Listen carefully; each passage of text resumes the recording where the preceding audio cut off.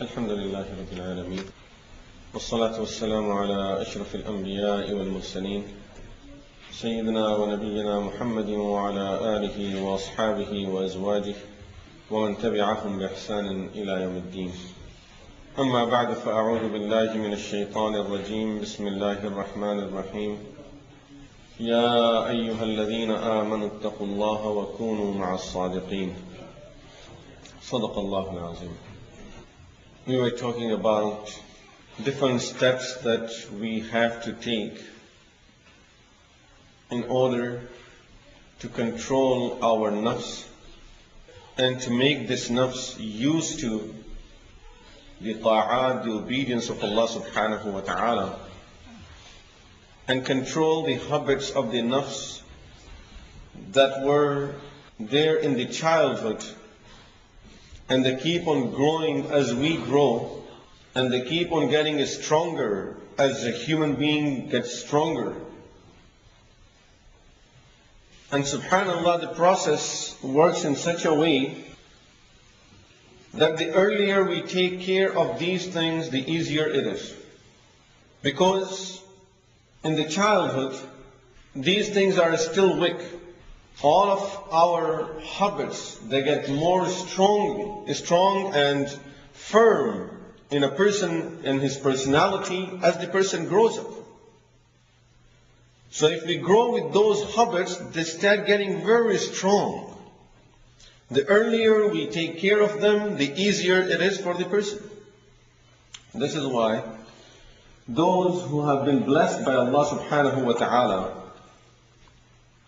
to have the company of the sulaha in the childhood, at the young age, we see that in a very short time they have very great achievements.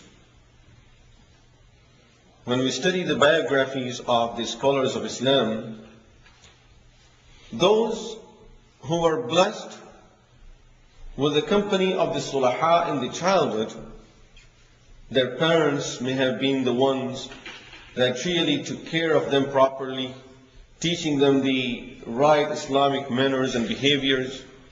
When they grow up, it's easy for them to practice the deen of Allah comparing to others. And at the same time, their abilities in doing the good things is much stronger than the ones that may have come later on. Many of the scholars of Islam, when they were asked about how did they achieve some of the things that they had performed in their lives, they normally refer to the situations that really helped them in their childhood. My mother used to do this. My father, he used to wake me up. My uncle used to make me do this. We see a lot of this in the biographies of the scholars of Islam, that they realized that it was something that was developed in those hearts and minds since childhood. And of course, since that habit was developed in the childhood, it grew, the good habits grew in the person, and they became stronger as the person got stronger. So if the bad ones are going to grow, then they are going to get stronger once the person is strong and in his youth. And if the good ones are developed in the childhood, then they grow and get stronger when the person is strong and he's in his youth. Sometimes Shaitan brings a thought to our mind that I will change once I get older. And this is one of the tricks of Shaitan. Of course, no one knows when he or she is going to depart the world, and if we will get the chance to change later on or not. Or God forbid, even if the person gets to the age where he was thinking I would change at that age, maybe the hidayah will not come to him at that age. God's so bad, so far away in his things, that now he's too far from the hidayah. Wallahu a'lam what happens to the person. But if none of these obstacles are there, say there is a guarantee, yes, I will be able to change once I grow up. Remember, The earlier we do, the better and easier it is for us. And it will be stronger. And of course, the stronger these good feelings and good behaviors are, the closer the relationship will be to Allah, with Allah subhanahu wa ta'ala. So we don't want to just satisfy ourselves by having a kalima and few things with it. We want to have the strongest relationship with Allah subhanahu wa ta'ala possible. We don't want to stop at any limit. We would just like to advance with our relationship, with our connection with Allah subhanahu wa ta'ala, day by day, not day by day. In fact, second by second, this relationship, this connection with Allah subhanahu wa ta'ala has to grow and has to get stronger. If anyone would have been satisfied by their relationship, by their connection with Allah subhanahu wa ta'ala, those would have been Anbiya alayhimu salatu wassalam. Okay, we are prophets. We really don't need to go any further. We are guaranteed the Jannah. Everything is there.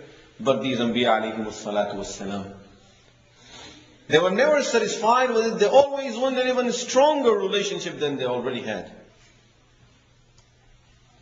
And day by day, every minute, every second, their connection with Allah subhanahu wa ta'ala was getting stronger and stronger. This is why the hadith that says Rasulullah sallallahu alayhi wa sallam used to do istighfar more than 70 times a day. And in some of the hadith he says, I do istighfar 100 times a day. In some of the hadith, Sahaba Ridwanullahi alayhim ajma'in tell us that we used to count Rasulullah sallallahu alayhi wa sallam doing istighfar. Just in one gathering, he would do it more than 100 times. He's sitting with the Sahaba Ridwanullahi alayhim ajma'in. They are benefiting from the company of Rasulullah sallallahu alayhi wa sallam, sitting quietly over there, and he's doing his istighfar. So they used to count how much istighfar is he going to do now. And the Sahaba Ridwanullahi alayhim ajma'in said, just in one gathering he used to do istighfar more than 100 times. What was Rasulullah sallallahu alayhi wa sallam doing this istighfar for? A very important question. That if Anbiya alayhimu salatu wassalam are free from sins, protected against sins, we can say they are immune against sins, then what was this istighfar for? Hafiz ibn Hajar rahmatullahi alayhi, as he talked about it in detail, he says scholars have one opinion about it. One of the opinions of the scholar regarding this is that Rasulullah sallallahu alayhi wa sallam was not doing istighfar for the sins. There were no sins. لِيَغْفِرَ لَكَ اللَّهُ مَا تَقَدَّمَ مِن ذَنْبِكَ وَمَا تَأَخَّرَ. There were no sins. The istighfar was as his connection with Allah subhanahu wa ta'ala every second was getting stronger and stronger. So every time he looks back, a few minutes ago I was at that position, at that state, astaghfirullah. He's looking at the high status that he's getting every second, and he looks back and he says, astaghfirullah. Was I there? So this was the istighfar for that every second he's getting higher and higher with his position with Allah subhanahu wa ta'ala. As far as that position we can never understand, because our brain, our understanding, our mind doesn't have the ability and capability of getting to that height. That ability is not there in our mind. To get to that height, to see if there is someone there. Our brain gives up much before that. Just to understand, through an example, as Muhaddiseen have explained, Rasulullah sallallahu alayhi wa sallam, when he received the prophethood, Jibreel alayhi salatu wassalam squeezed Rasulullah sallallahu alayhi wa sallam 3 times. As Muhaddiseen have explained, in the 3rd time when he squeezed him, Rasulullah sallallahu alayhi wa sallam got to the level of Jibreel alayhi salatu wasalam in closeness to Allah subhanahu wa ta'ala. After the 3rd time, now Rasulullah sallallahu alayhi wa sallam started proceeding with his journey, his tariq ila Allah, his journey to Allah subhanahu wa ta'ala and closeness to Allah subhanahu wa ta'ala. After some years, Rasulullah sallallahu alayhi wa sallam was taken for Isra and Mi'raj.